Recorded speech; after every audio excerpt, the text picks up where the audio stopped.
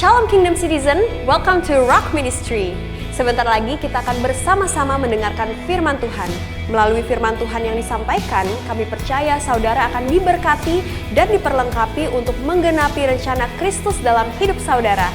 Jangan lupa untuk like, comment, and subscribe, dan share video ini agar menjadi berkat bagi banyak orang. Selamat menyaksikan, Tuhan Yesus memberkati.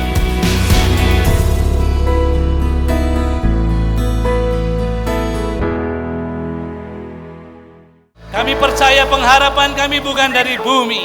Kami percaya pertolongan kami bukan dari bumi. Pertolongan dan pengharapan kami dari surga sana. Amin. Yesus Kristus Tuhan yang menolong kami. Dalam nama Tuhan Yesus. Haleluya. Amin. Silakan duduk Bapak Ibu.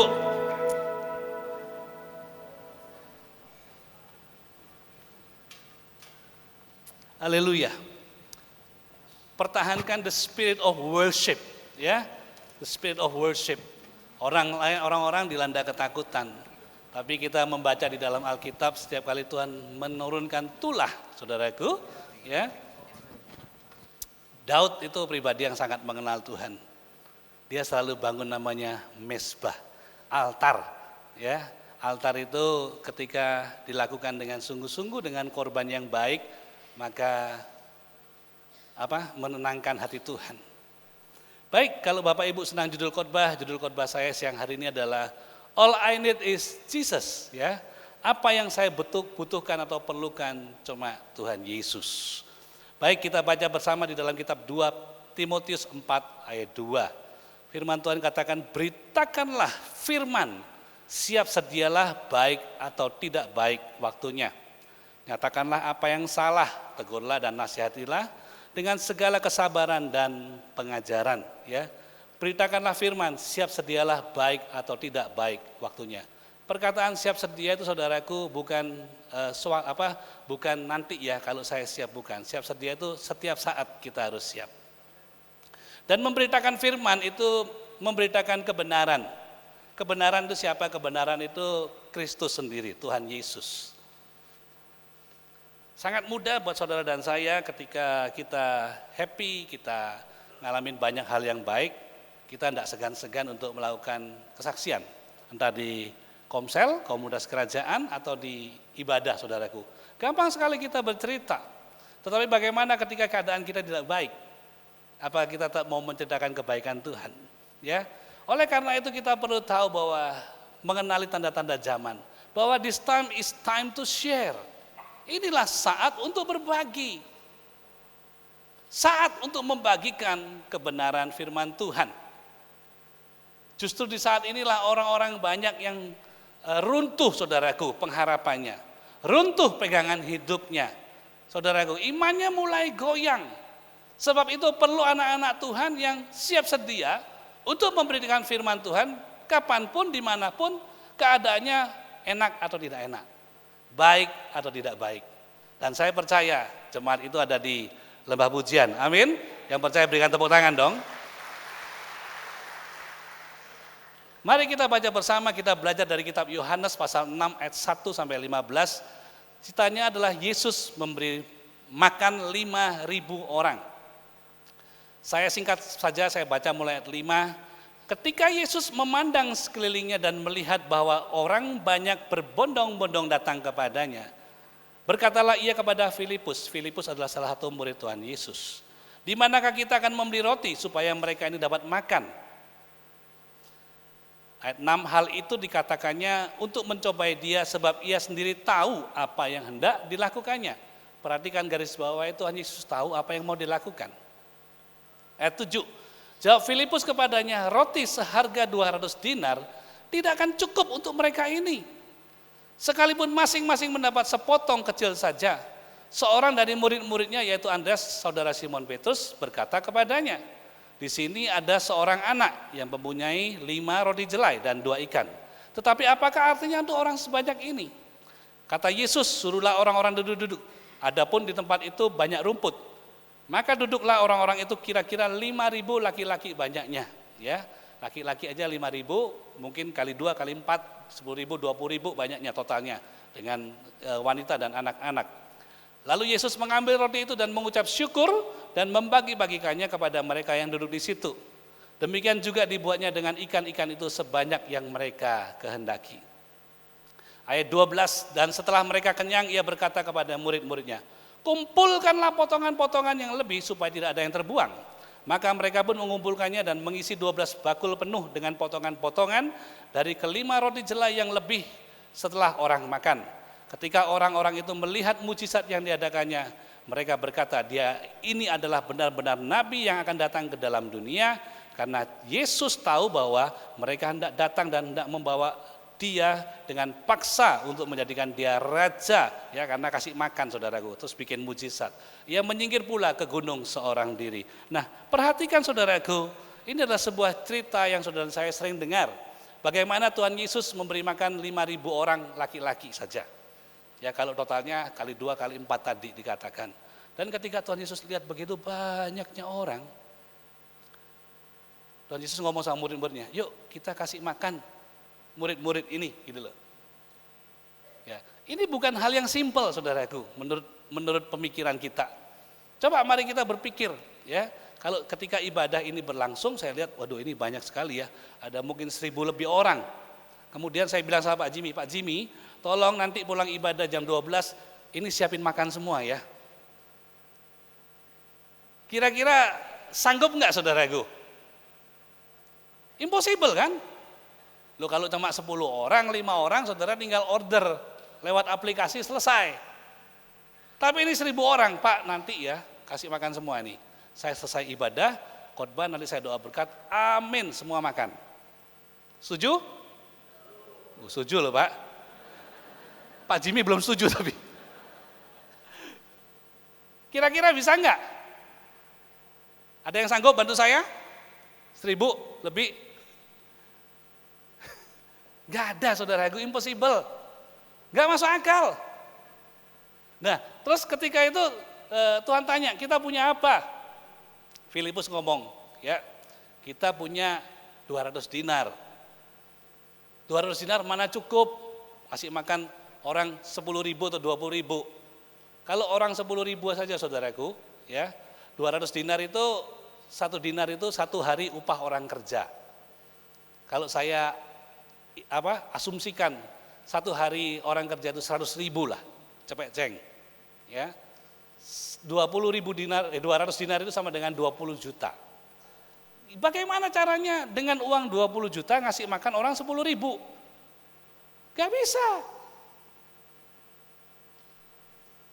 Kalau saya bagi 10.000 orang, saudaraku, 20 juta dibagi 10.000, 1 orang cuma dapat 2.000 loh. Ada yang di sini kasih saya solusi makan 2.000 kenyang. Halo, 2.000, beli nasi jinggonya nggak cukup ya, beli rotinya nggak bisa. Kemudian datanglah Filipus. Filipus ngomong gini, datang, Tuhan, ini loh, ada anak kecil punya 5 roti, 2 ikan. Nah, tolong kembali ke slide. Nah, 200 dinar dan 5 roti 2 ikan. Ini kan kebanyakan orang bisnismen. Pilih mana? 20 juta atau 5 roti 2 ikan untuk menyelesaikan masalah? 20 juta. Pertanyaannya, selesai enggak masalahnya? Kebanyakan kita pilih 20 juta, 200 dinar. Tapi masalahnya saudara pilih 200 dinar pun masalahnya enggak selesai.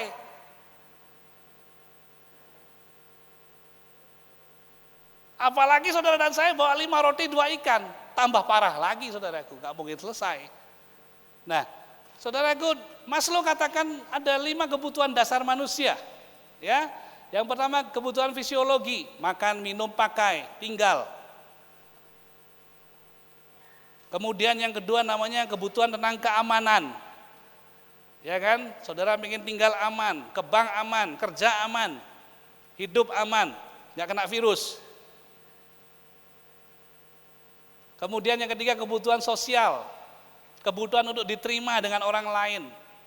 Ya puji Tuhan kita di sini punya komunitas kerajaan. Dulu Komsel Mesianik. Saudara diterima. Ada namanya juga self esteem, penghargaan. Orang senang dipuji, bukan cuma diterima, dipuji. Makanya kalau ada lomba, orang menang dikasih, orang juara dikasih piagam, dikasih piala, happy soalnya. Orang kalau capai target kasih bonus. Yang terakhir aktualisasi diri, saudaraku. Nah, 5 hal ini selama saudara dan saya penuhi, saudara akan damai di bumi biasanya. Amin. Ya, damai di bumi. Tapi hari-hari ini 5-5-nya diganggu, saudaraku. Ya, 5-5-nya diganggu, apalagi di Bali. Makan, minum, pakai, mulai terganggu. Kemarin saya ke supermarket, ya, apa nyepi itu sudah besok dah gitu loh. Kok barang-barang sudah ludes dihabis, dibeli orang, saudaraku. Nyepi masih jauh, nyetoknya jauh-jauh hari, saudaraku. Ternyata bukan, orang ketakutan, parno, saudaraku ya. Parno itu paranoid. Apalagi security-nya hilang. Dulu Pak, dulu ya, dulu enak di Bali cari duit gampang. Dulu Pak nggak ada corona, dulu nggak ada Gunung Agung meletus. Cuan saya, waduh, bisa ini, bisa itu. Hari ini keamanannya terganggu. Turis China nggak ada masuk, kecil banget. Turis yang lain banyak cancel. Saudara dengar kanan kiri, yang itu dirumahkan, yang ini di PHK, yang ini mulai tutup. Yang ini mulai itu, yang ini mulai ini, saudaraku. Mulai hilang security-nya. Sosialnya, waduh, dulu saudaraku kalau keluar naktir teman. Kalau keluar makannya, makan makanan yang berkelas, ya, bintang 5. Hari ini makannya kaki 5. Apalagi, dulu suka dipuji sama orang, karena pakai barang branded. Pakai mobil branded, kemana-mana dia bisa pamer. Hari ini sepi, dia mesti jualin satu-satu, saudaraku. Termasuk aktualisasi dirinya. Biasanya sehari ngepost di media sosial bisa 17 kali. Pagi makan di mana, siang makan di mana, malam makan di mana, post terus. Sekarang karena pindah ke kaki 5, enggak pernah ngepost, saudaraku. Terganggu, saudaraku. Kenapa? Ketakutan. Hati-hati ya, roh jahat sedang berkeliaran. Kalau saudara dan saya tidak jaga pikiran ini, dulu kita yang ada Tuhan di dalam hidup kita, dan kita dikelilingi oleh roh ketakutan, kita sedang buka pintu lebar-lebar untuk roh jahat masuk. Maka jangan heran nanti ada orang-orang yang akan menghalalkan segala cara. Bahkan mungkin cari pesugihan dan lain-lain loh. Di sini enggak ada, saudaraku. Di sini enggak ada. Di luar sana banyak. Hati-hati, ya. Nah, ketika ini terganggu, saudaraku, kita mulai keder, mulai takut. Karena kita menganggap Tuhan itu adalah sumber daripada semuanya. Saya setuju. Kita percaya Tuhan, tapi kita juga percaya bahwa sumber berkat kita dari bumi. Kita khawatir karena kita berpikir yang ngasih kita makan adalah turis. Sektor pariwisata. Kita percaya Tuhan, tapi kita yakin bahwa apa yang membuat kita ada hari ini adalah usaha kita. Kita andalkan apa yang dari bumi. Makanya kita khawatir. Mari kita balik kondisinya. Bahwa sumber berkat kita bukan dari bumi. Sumber berkat kita dari surga di atas sana. Kalau hari ini kita bernafas, ingat nafasnya Tuhan. Bukan nafas saudara dan saya loh. Saudara dan saya hidup itu nafasnya Tuhan, ruah Elohim, ruah Adonai yang dihembuskan kepada saudara dan saya. Kalau kita hari ini aman, saudaraku, karena Tuhan jaga kita, bukan karena kuat jaga kita. Pak, kalau sudah saatnya kena virus corona gimana? Ya nggak apa-apa, mau diapain? Terjelek apa? Dipanggil Tuhan, ya baik-baik ketemu sama Bapak di surga. Selesai, saudaraku. Tapi tidak akan jatuh selembar rambutmu tanpa seizin Tuhan. Yang percaya berikan tepuk tangan buat nama Tuhan. DKI, KLB, Banten KLB, macam-macam saudaraku kan. Bali tinggal tunggu waktu, sudah ada pengumuman katanya sekolah libur 2 minggu. Ya kan? Ada yang hore, ada yang sedih saudaraku. Ya semuanya ada dampaknya.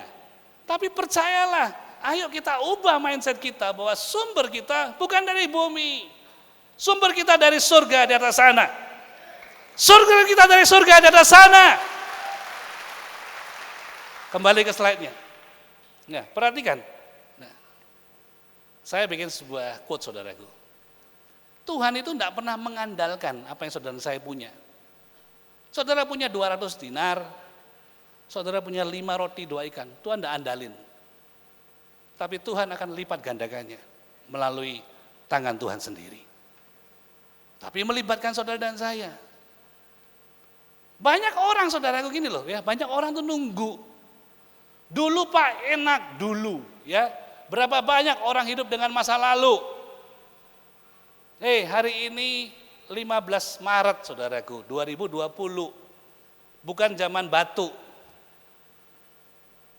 Dulu saudara mungkin oke lah kerjaannya.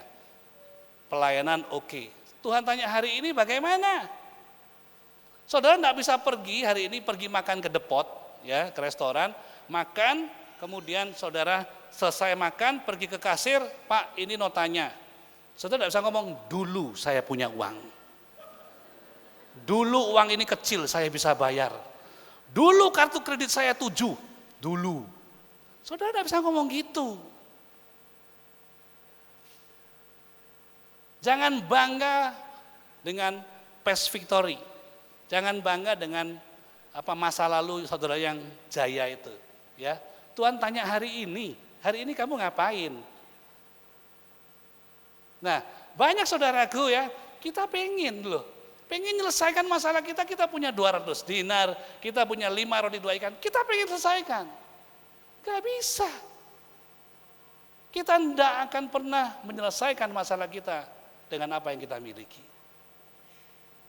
Yang dilakukan murid-murid itu, dia gak bawa 200 dinar, dia bawa 5 roti 2 ikan. Dia bawa ke Tuhan. Tuhan mengucap syukur, dibagikan ke murid-murid, dan jadi banyak di tangannya murid-murid, saudaraku. Ya, seringkali gini, kita pengen kerja yang nyaman, hidup yang nyaman. Kalau hari ini saudara pulang, nanti siang pulang, kemudian saudara hidupin keran di rumah yang biasanya nyala air langsung. Gak usah saudara doa, gak usah saudara bernubuat, nyala, gak usah. Saudara keran buka, nyala airnya keluar saudaraku ya. Kemudian airnya nggak keluar. Di rumah saudara pakai sumur bor. Nah, kemungkinannya cuma 2, entah kemungkinannya pompanya rusak, filternya kotor, macet, atau sumurnya kering. Kemudian saudara ngotot, Tuhan itu baik, Tuhan kau penguasa dan lain-lain. Saudara setiap hari tungguin aja di depan keran itu dan bernubuat. Ketika anakmu datang, Pak mau mandi, numpang tetangga. Istrimu mandi, Pak mau mandi, numpang tetangga. Besok anakmu datang lagi, Pak mau mandi, numpang tetangga. Sampai seminggu numpang tetangga terus saudaraku. Kita perlu introspeksi diri. Kalau memang pompanya bagus, filternya nggak rusak saudaraku, atau filternya nggak mampet saudaraku, berarti sumurnya kering. Sumur kering artinya apa? Pipanya itu kurang dalam. Saudara harus bor ulang, cari tempat baru. Bor sampai jauh lebih dalam. Tempat di mana saya tinggal itu perumahan yang dibangun tahun 80-an. 79-80. Tetangga-tetangga saya dulu ngebor itu cuma 15 meter, 30 meter, 15 meter, 20 meter. Itu airnya udah kenceng saudaraku. Tapi beberapa tahun ini kebanyakan mampet. Kenapa? Kurang dalam. Saya ngebor 60 meter. Air di rumah saya bagus. Ya. Nah, apa yang dilakukan tetangga saya? Dia panggil tukang sumur bor. Pak, tolong borin saya 40 meter atau 60 meter. Supaya airnya keluar. Nah, banyak kita nih cuma nungguin keran yang mati. Kapan nanti bisnisku balik lagi? Kapan ya nanti customerku itu bertobat, tidak beli ke tempat yang lain, beli ke aku lagi. Kapan ya Tuhan pulihkan? Kita kehilangan yang namanya kreativitas. Akhir tahun kemarin saya sampaikan ke jemaat saya di Sesetan. Ayo ya, 6 hal untuk menghadapi emerging leaders. Salah satunya creativity. Minta kreativitas sama Tuhan. Tuhan itu kan pencipta, saudaraku. Iya kan? Gak ada manusia pencipta, Tuhan itu pencipta. Manusia menemukan. Tinggal minta sama sumber hikmat itu. Apa solusinya? Tapi jangan nungguin keran yang mati ya. Keran yang mati, sesaatnya gali sumur yang baru. Ingat kasusnya Abraham. Ketika gembala-gembalanya berantem sama Lot, Abraham tidak rebutan sumur. Abraham katakan, gali sumur yang baru. Gali sumur yang baru. Gali sumur yang baru. Perlu apa? Kreativitas. Kemudian tumbuhkan hubungan. Cari teman yang banyak. Intinya tapi teman yang positif, yang baik, yang membuat saudara dan saya bertumbuh. Ingat, teman, media, informasi itu seperti atmosfer dalam hidup kita. Tahu ya atmosfer ya, udara yang kita hirup ini. Kalau media yang saudara dan saya baca, informasi dan saudara saya terima, teman-teman yang berkumpul dengan kita nih, kumpulannya cuma yang negatif, menakutkan, corona, bangkrut, rugi, gak bisa bangun, putus asa, bohwat, bojai dan lain-lain saudaraku. Maka tidak lama hidup kita akan jadi seperti itu. Tapi kalau komunitasmu, informasi yang saudara dan saya terima, setiap hari membangun, menguatkan saudaraku. Pak usaha gimana? Ya lagi berat, lagi struggle. Tapi saya percaya Tuhan pasti tolong. Pak gimana nih? Pasti ada jalan keluarnya. Pasti ada, gak mungkin tidak. Karena Tuhan yang saudara dan saya sembah, Tuhan yang buat jalan. Kalau enggak namanya bukan ya dan amin saudaraku. Namanya moga-mogahan. Tapi namanya ya dan amin. Kemudian saudaraku, mari kita belajar lagi fokus sama solusinya. Banyak orang ribut masalahnya terus, suami istri ribut masalahnya terus. Pertanyaannya solusinya apa? Kita jarang sekali bahas solusinya. Yang dibahas selalu masalah dan masalah. Percayalah, 5 roti 2 ikanmu dan 200 dinarmu tidak akan pernah menyelesaikan masalah kalau kau tidak bawa kepada Tuhan. Tapi hanya dengan bermodalkan 5 roti, 2 ikan. Bawa kepada Tuhan, Tuhan yang melipat gandakan. Nah, berikutnya, dikatakan ada anak kecil yang punya 5 roti dan 2 ikan, 5 jelai. Kenapa kok dikatakan anak kecil saudaraku? Saya yakin ketika Andreas mendengarkan perintah daripada Tuhan untuk memberikan makan, gak mudah. Andreas berinisiatif, dia tanya nih, ini bayangan saya. Woi, siapa yang punya makanan lebih? Angkat tangan. Ternyata nggak ada yang angkat tangan. Yang angkat tangan cuma anak kecil ini. Kalau saya hari ini tanya sama jemaat Lembah Pujian ini, woi jemaat Lembah Pujian, ini banyak orang butuh makan. Kita kekurangan uang. Siapa di sini yang mau ikut nabur angkat tangan? Loh nggak ada saudaraku. Buru-buru Pak, keadaan lagi seperti ini, nabur lagi, jembret saya gitu. Yang ada cuma anak kecil muncul. Ini Pak, saya punya 5 roti, 2 ikan. Kenapa kok anak kecil kok bukan orang tua? Orang tua kakek mikir. Orang tua kebanyakan khawatir. Mikir warisan, mikir anaknya, mikir ini, mikir itu. Tidak keluar-keluar saudaraku, tangannya udah masuk ke kantong. Tapi mau keluar saudaraku, kayaknya Tuhan perintahkan tangan saya di dalam, tidak keluar. Tidak keluar-keluar. berpikir terus. Tapi anak kecil ini tidak lama, dia kasih 5 roti 2 ikan. Kenapa kok anak kecil dikasih, saudaraku? Simpel jawabannya. Dan dia pikir gini, kalau dia kasih, dimakan orang, dia tidak punya makanan, saudaraku kan. Dia pulang, dia ada makanan di rumahnya. Halo? Dia pulang ke rumahnya, dia tahu papanya ada makanan. Dia tidak bingung. Sebab itu dia kasih. Berapa banyak kita mesti belajar seperti itu.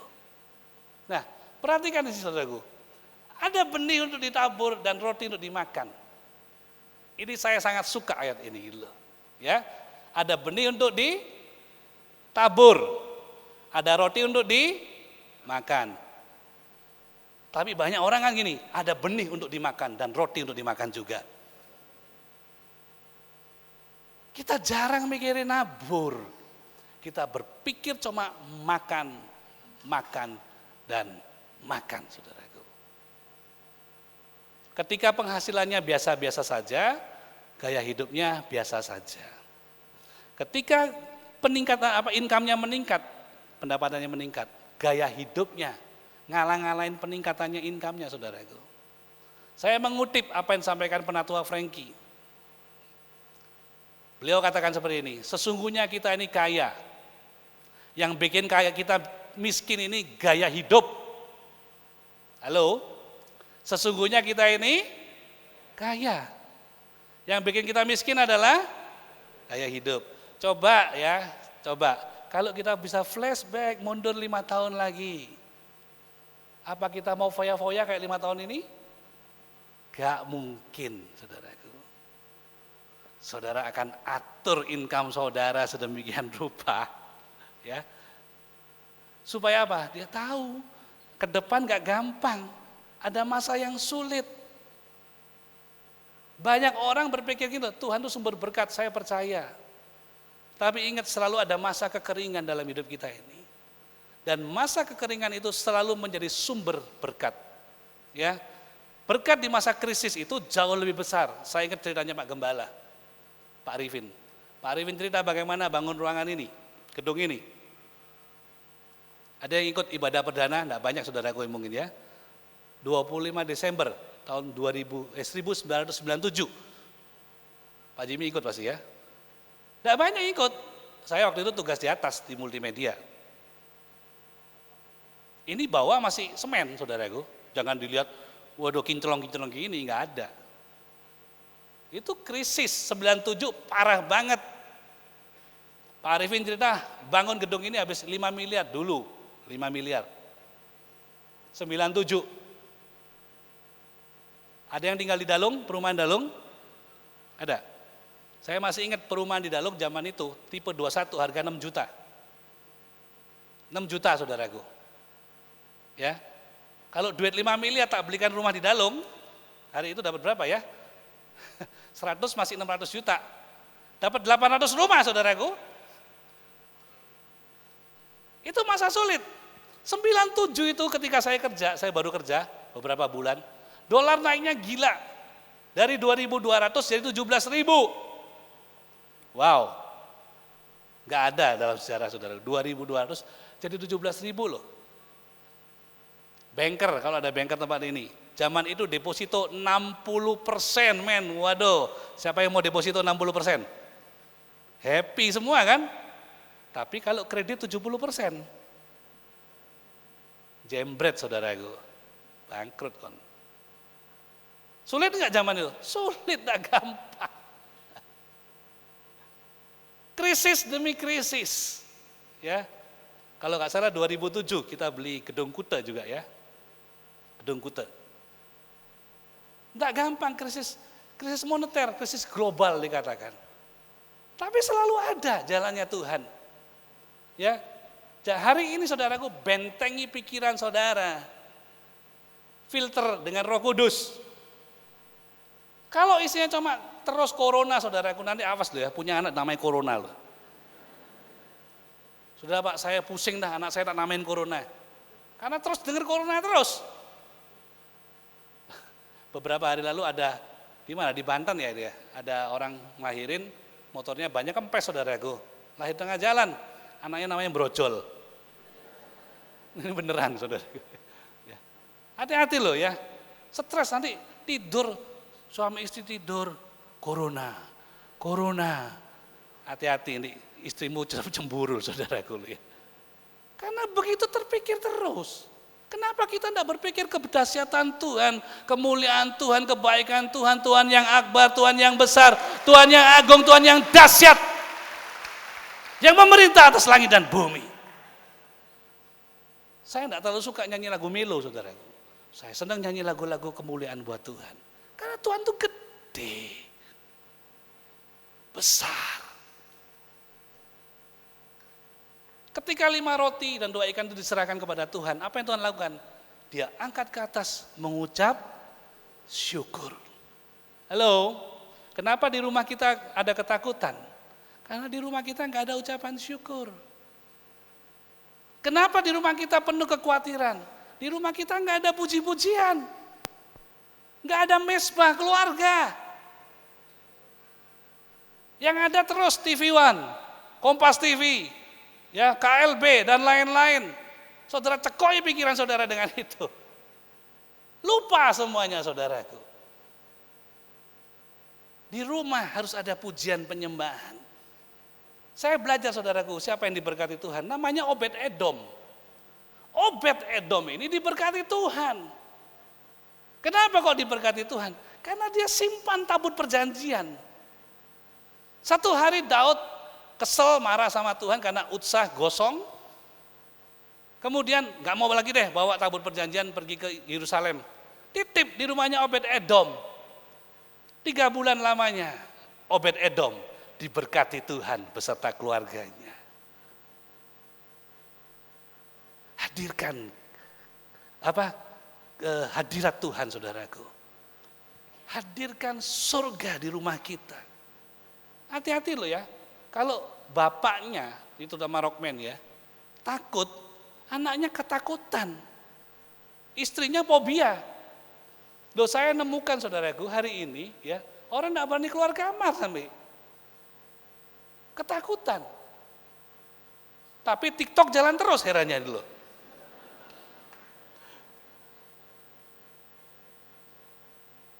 Dan perhatikan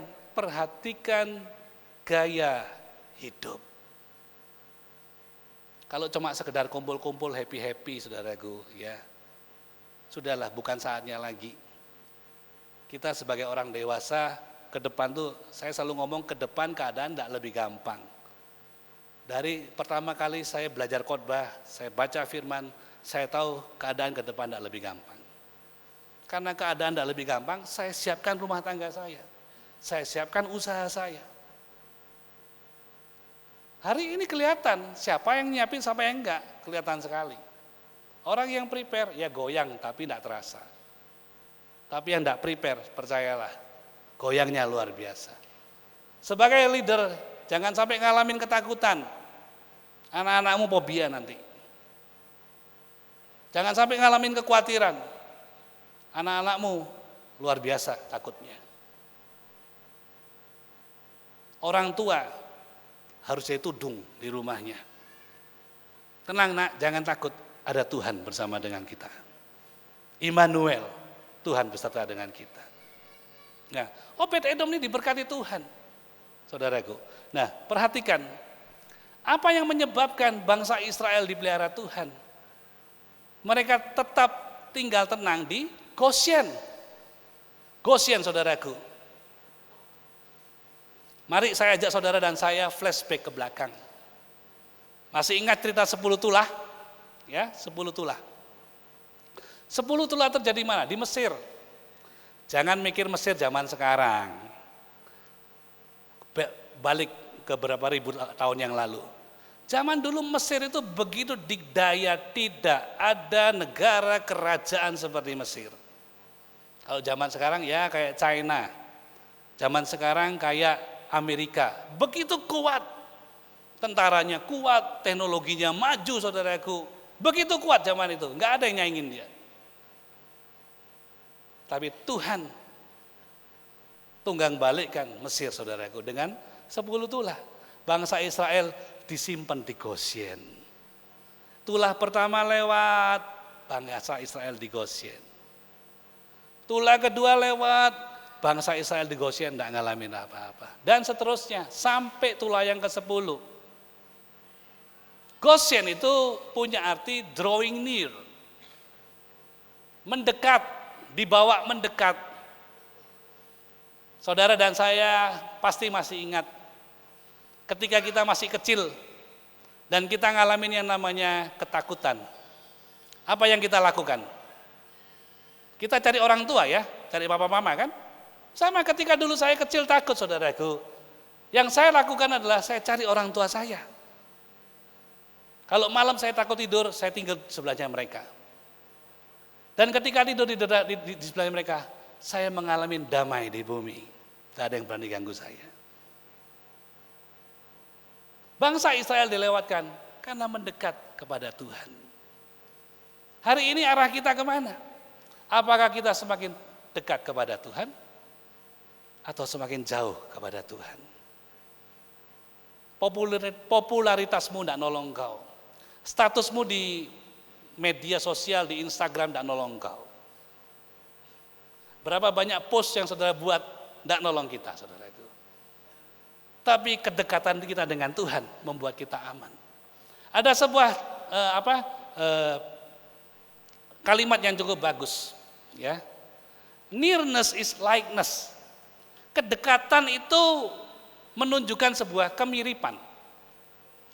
Dulu ketika saya dan istri mau nikah, orang-orang udah bilang, mukamu kok mirip ya? Sekarang wajah kita tambah mirip lagi, saudaraku.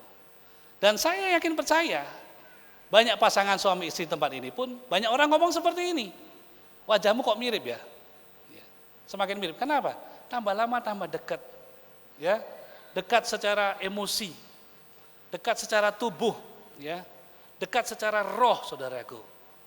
Istri saya paling senang kalau dia tidur saya peluk. Ya, saya selalu ngomong perlu kehangatan gitu. Bapak-bapak jangan malu untuk peluk istrinya, ya. Panas, pergi sana, pergi menjauh dariku, nyahlah engkau dari hadapanku gitu, saudaraku. Dipeluk istrinya, ya. Tambah lama tambah mirip, saudaraku. Kenapa? Karena nearness is likeness. Semakin kita dekat sama Tuhan, kita semakin tahu apa yang Tuhan mau dalam hidup kita. Akhir tahun Tuhan banyak bicara sama saya kitab Yoel. Yoel itu cuma 3 pasal, Yoel 1, Yoel 2, Yoel 3. Yoel 1 itu bicara kekacauan. Kekacauan, saudaraku. Tulah, belalang, dan lain-lain. Yoel 2 bicara tentang rekonsiliasi. Orang Israel ngalamin pertobatan. Yoel 3, revival. Saya percaya ini sebuah cerita yang saudara dan saya harus tahu. Kalau hari ini kita ngalamin kekacauan, ingat Tuhan pengen ada rekonsiliasi. Banyak doa, banyak doa, banyak doa, banyak doa. Sudah susah nggak mau doa lagi. Mama saya, kemarin saya telepon, mama saya itu biasanya doa 5 kali sehari. Saya telepon, Ma jangan lupa doa. Wah, mama nggak doa 5 kali lagi. Ini mama doa terus. Ya, dia doa buat anaknya, dia doa buat cucunya. Doa terus dia bilang. Doa, bangun mesbah, minta belas kasihan Tuhan. Minta kemurahan Tuhan, saudaraku, supaya ada dalam hidup kita. Tinggal di Goshen dengan tenang, mendekat sama Tuhan. Kemudian saudaraku, saya lanjutkan. Ketika ngadepin tantangan, murid-murid nggak bingung, dia cari Tuhan. Tuhan apa yang saya lakukan? Bagi. Coba bayangin kalau saya ngomong, ada yang punya makanan, ada Pak 5 roti 2 ikan. Saya panggil 12 diaken di seperti ini. Tolong ini 5 roti 12 ikan bagi, saya nggak tahu caranya, semua makan. Pasti orang ngomong gila Pak David ini. Iya kan? Pasti gitu, mana bisa 5 roti 2 ikan ngasih makan semua orang. Tapi murid-murid ini datang, tampil sebagai laki-laki. Nggak mundur. Mana Tuhan? Saya yang bagi, mana Tuhan? Dan ketika dibagikan di tangan murid-muridnya, 10.000, 20.000 orang kenyang dan sisa 12 bakul. Umat Tuhan itu pemenang, umat Tuhan itu tekun, umat Tuhan tidak pernah mundur. umat Tuhan menyelesaikan pekerjaan Tuhan. Jangan belum-belum langsung down. Saya nggak bisa lagi Pak, saya mundur. Apalagi saya mundur Pak pelayanan, saya nggak bisa. Saudara saya kasih tahu, nggak ada veteran hamba Tuhan. Halo, nggak ada veteran hamba Tuhan. Veteran perang ada. Semua saudara dan saya dipanggil jadi hamba Tuhan.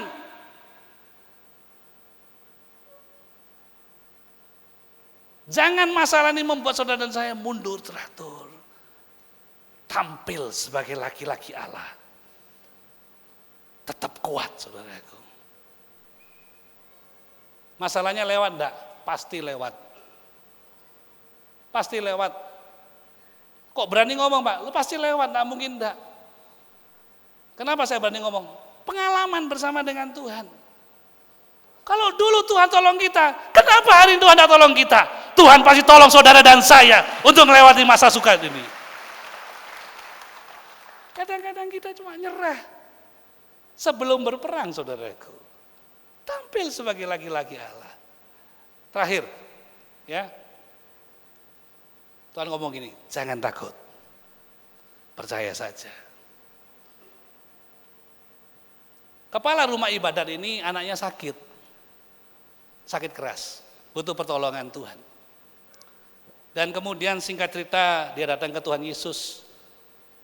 Dan dikatakan teman-temannya, telat, udah mati, nggak bisa. Saya minta main musik kembali. Terus ketika orang-orang bilang kabar buruk, dah Isa telat, percuma, matilah, udah. Nggak mungkin, nggak ada pertolongan lagi, hopeless sudah, nggak bisa. Tapi Tuhan ngomong apa? Jangan takut, percaya saja. Tuhan bicara kepada setiap hati tempat ini. Jangan takut, percaya saja. Hari ini saudara cuma punya 5 roti, 2 ikan. Atau saudara punya 200 dinar. Percayalah itu tidak menyelesaikan masalahmu. Tapi kalau saudara bisa bawa itu ke Tuhan, saudara akan jadi berkat. Yang terakhir, ya, dikatakan dibagikan kemudian oleh murid-murid sisa 12 bakul. Kenapa kok sisa 12 bakul? Gampang, karena yang bagikan 12 saja, murid Tuhan Yesus. Pertanyaannya, 12 bakul itu punyanya siapa? Sisanya dulu punya siapa? Punya siapa kira-kira? Murid-murid, setuju? Ya. Loh kok enaknya murid-murid? Yang punya modal siapa? Halo? Anak kecil. 5 roti, 12 ikan, jadi 12 bakul. Tidak ada bisnis paling menguntungkan selain bersama dengan Tuhan, saudaraku.